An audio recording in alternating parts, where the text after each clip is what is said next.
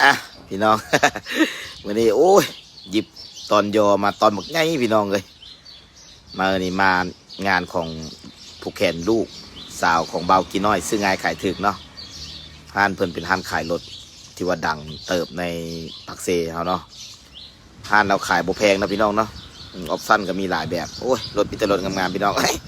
งัวนี่เป็นงัวเพิ่นเองเด้อมัตตบ้านงัวพันธุ์พี่น้องแซ่บๆเนาะอ่อนเป็นอ่อนอุ้ยเอา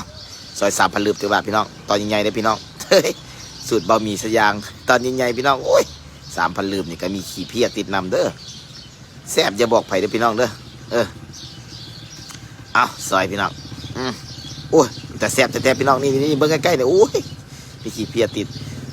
ตอนบักใหญ่พูดนะตอนตับปิ้งน้อยนึงโอ้ยมากินกับเสี่ยวตุยก่อนจักบาทป่ะเอา FC เบิ่งน้ำกันตอนนี้ตอนทำบิดจัดไปเอ้ยแกมันก็คุยต้วนอยู่เอาจวบไปคำหนึ่งพี่น้อง ยังกูกินนะเชียวเฮ้ยแซ่บอยู่เชียวแซ่บโอ้ยของเขาดีจริงๆเชียวชี้นอนนะเชียวเนาะเอ้าเชียวชี้นอนเอาปลาทางหน้าเด้อเชียวเด้อเอ้าจัด3,000ลืบไปกันอ๋อโอ้ยตอนยั่วๆเลยพี่น้องดิบๆเลยเด้อตัวนี้เด้อบ่มีปิ้งเลยจวบเข้าไปอีกคำ2พี่น้องว้าบเฮ้ยแซ่บคนว่า